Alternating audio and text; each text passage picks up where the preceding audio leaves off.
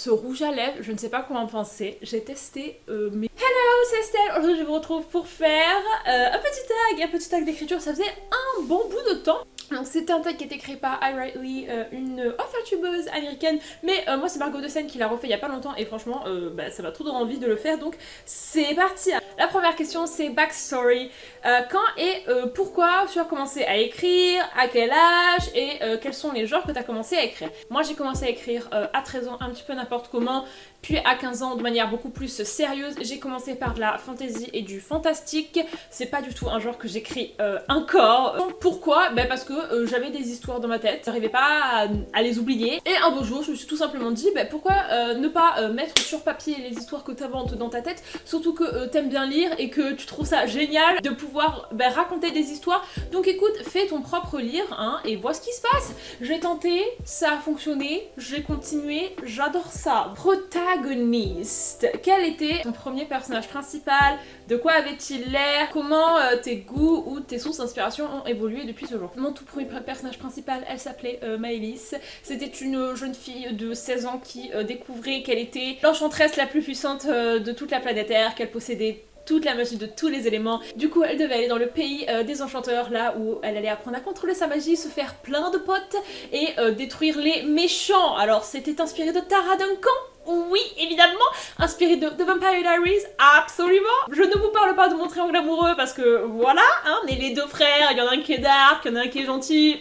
Et aussi très inspiré de Twilight, parce qu'il y avait l'opposition entre deux races, les griffons et les enchanteurs, et ma meuf était la moitié griffon, la moitié enchanteur. Et je me suis un petit peu représentée moi, mais la moi badass. C'était un petit peu genre la meuf que j'aurais aimé devenir, la meuf courageuse, forte, qui a du répondant, qui a plein de potes, à qui il arrive plein de trucs. Et moi j'étais dans mon lit, il se passait rien, et j'étais contente parce que à travers elle, je vivais plein d'aventures. Et maintenant c'est vrai que je m'inspire moins de séries ou d'autres livres, parce que là c'était vraiment plagiaté. Il y avait vraiment des scènes très ressemblantes avec Tara Duncan ou quoi. Je voulais en fait retrouver Tara Duncan, je voulais le faire à ma façon.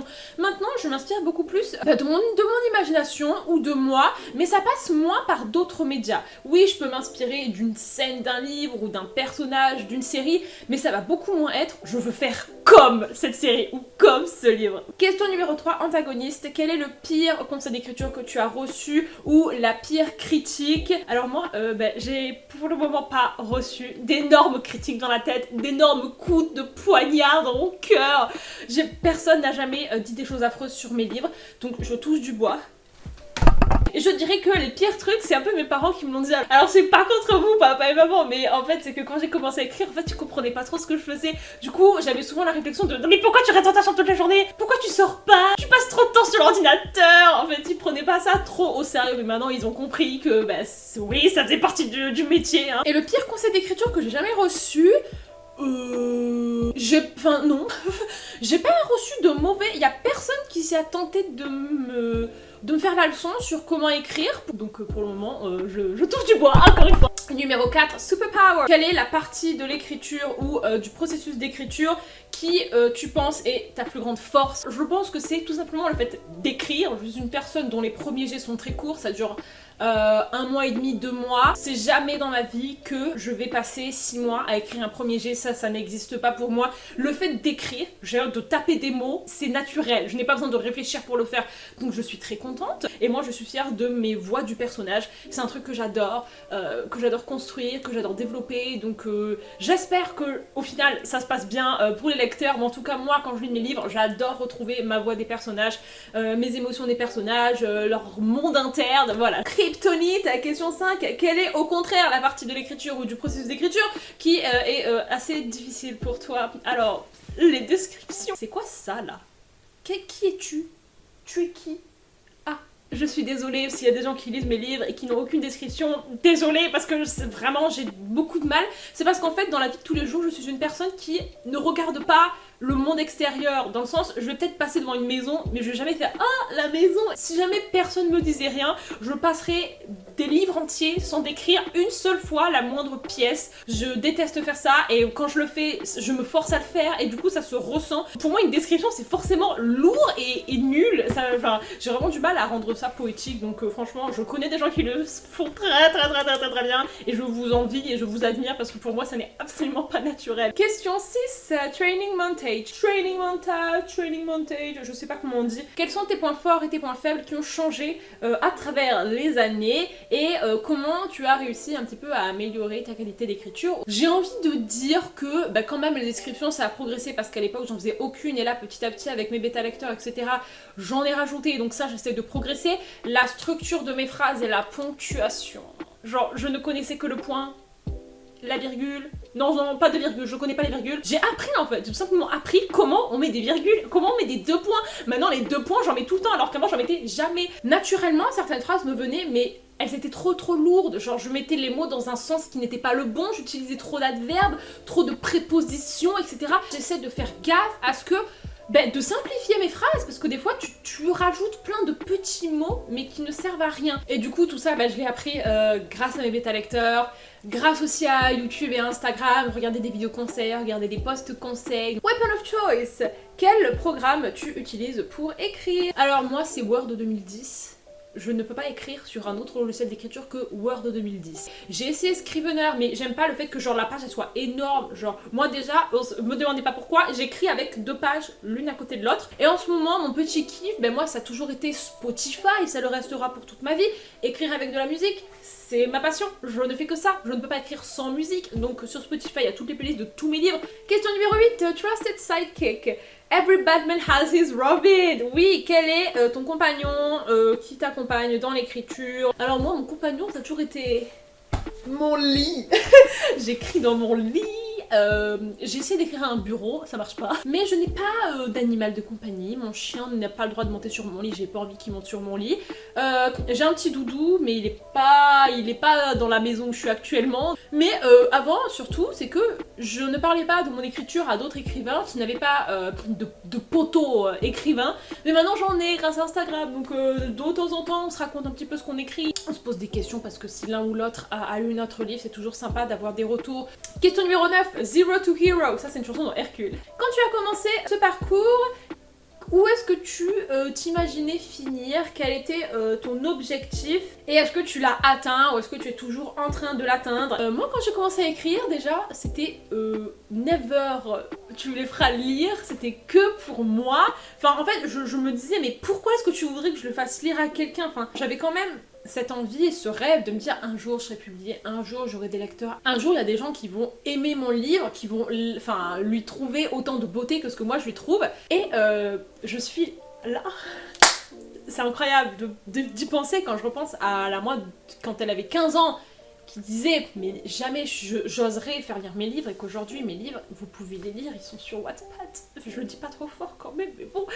Et que j'ai des gens qui m'envoient des messages pour me dire j'ai adoré, enfin j'ai envie de montrer ça à la moi d'il y a 5 ans qui pensait que jamais un jour elle y arriverait. Et si tu as trouvé le courage, tu as trouvé la motivation, tu l'as fait. Maintenant j'ai toujours très peur de montrer mes livres, d'en parler, de les publier, mais je le fais quand même. Donc je suis dans un processus.